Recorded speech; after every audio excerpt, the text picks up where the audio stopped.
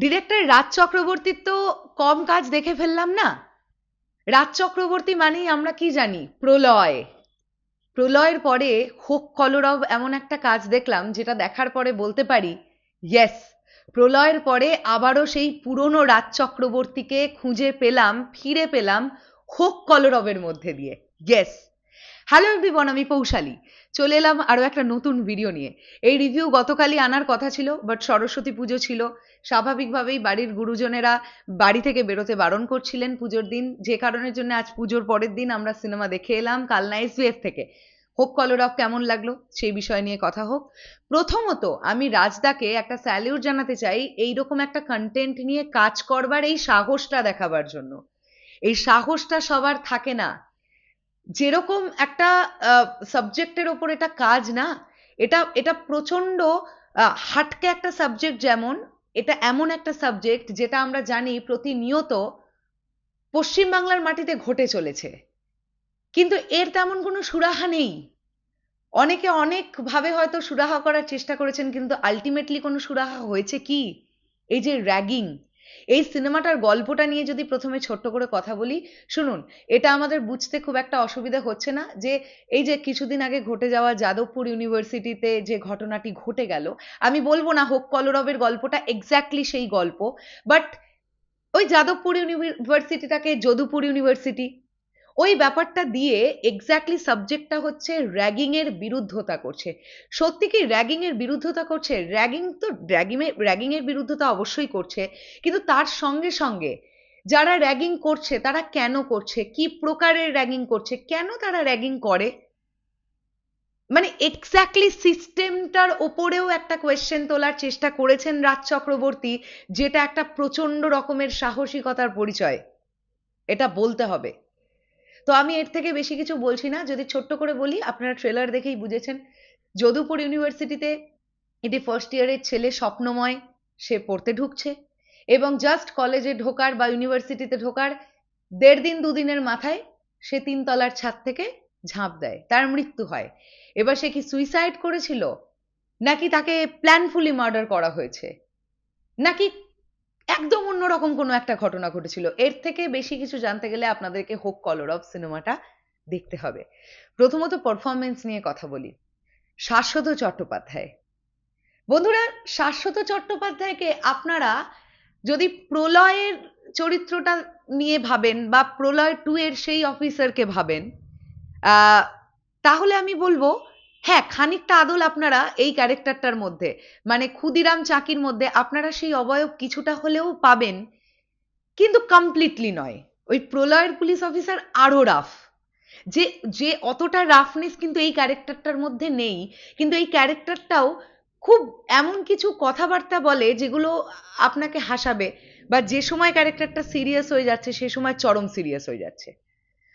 একটা অবয়ব থাকার পরেও আমি ওই এক্স্যাক্ট প্রলয়ের শাশ্বতবাবু আর এই শাশ্বতবাবুকে আমি 100% মিলিয়ে দিতে পারবো না, তবে হ্যাঁ 70% মিল তো আছে, আর 30% একটু ডিফারেন্ট রাখার চেষ্টা করা হয়েছে।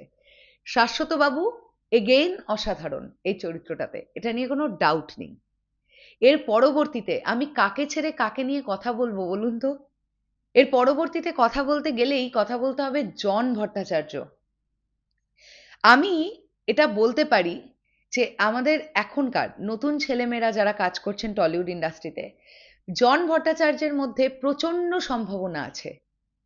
মানে জন ভট্টাচার্য যেভাবে নিজেকে প্রেজেন্ট করছে না, ব্যাপক লাগবে আপনাদের এই সিনেমায় জনদার পারফরমেন্স। এছাড়াও আরো অনেকে আছেন। ওম সাহানির ক্যারেক্টারটা ভালো লেগেছে। এছাড়াও সামিউল আছে, আমাদের সামিউল কি পারফরমেন্স দিয়েছে, বাপরে বাপ।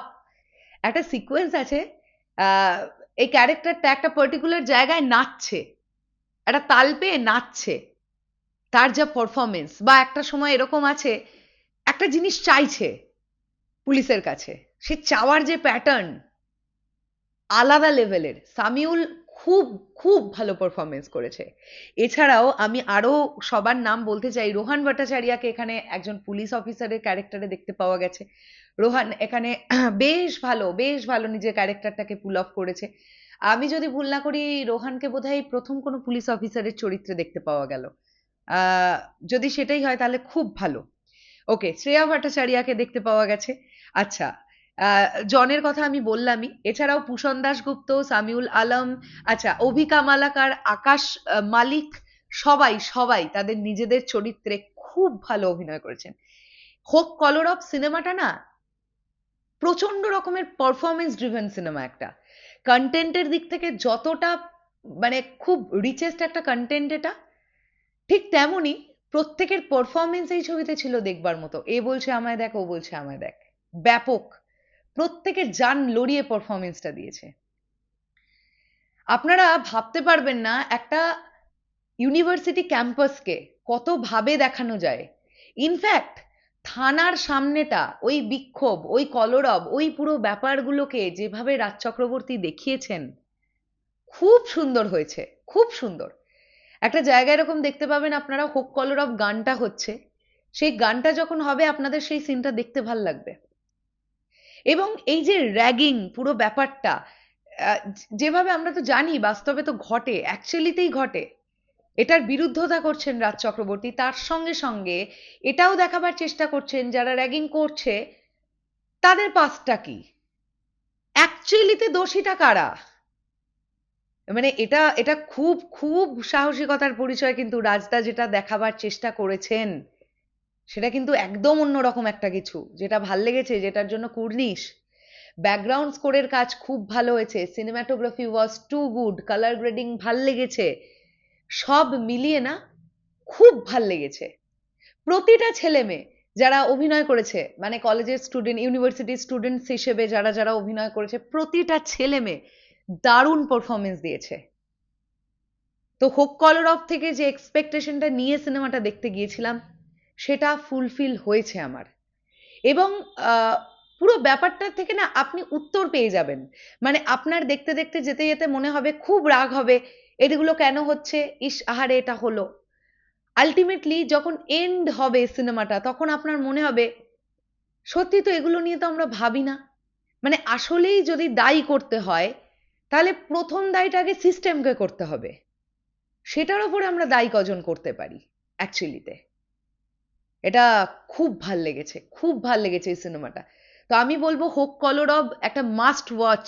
আপনারা এই সিনেমাটা হলে গিয়ে দেখতে যান, আমার মনে হয় আপনাদের ভালো লাগবে। এইরকম ধরনের সাবজেক্টের ওপরে আমাদের বাংলায় অনেক কম সিনেমা হয়। তো এগেন আমি রাজদাকে থ্যাংক ইউ জানাবো এরকম একটা সিনেমার ডিরেকশন দেওয়ার জন্য, অ্যান্ড শুভশ্রীদিকে থ্যাংক ইউ জানাবো এরকম একটা সিনেমা প্রডিউস করবার জন্য। এটা শুভশ্রীদির প্রযোজনা, আমি যদি ভুল না করি। সো ফ্যান্টাস্টিক হয়েছে, ফ্যান্টাস্টিক। এবার গল্পটার মধ্যে ছোট্ট করে শাশ্বত বাবুর আবার বৈবাহিক জীবনটাও ছোট্ট করে দেখানো হয়েছে, যেটা খুব একটা বোর ফিল করে না। সেখানে একটা ছোট্ট রিলেশনশিপের ব্যাপার, সেটাও দেখানো হয়েছে।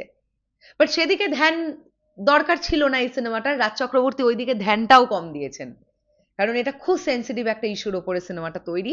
রাজ চক্রবর্তী তার ফোকাসটাই খুব ক্লিয়ার ছিলেন যে আমি এটাই দেখাতে চাই, উনি গল্প থেকে সরে যাননি। অনেক সময় কি দেখি না আমরা, দেখি যে এলোমেলো দৌড়চ্ছে সিনেমা, একবার এদিকে একবার ওদিকে একবার সেদিকে। না, রাজ চক্রবর্তীর তৈরি এই সিনেমাটা মানে ভিশনটা একদম, মোটোটা একদম স্থির ছিল যে আমি এটাই দেখাবো, আমি এইভাবেই দেখাবো। সেখান থেকে নড়েননি ডিরেক্টর, যেটা ভাল লেগেছে।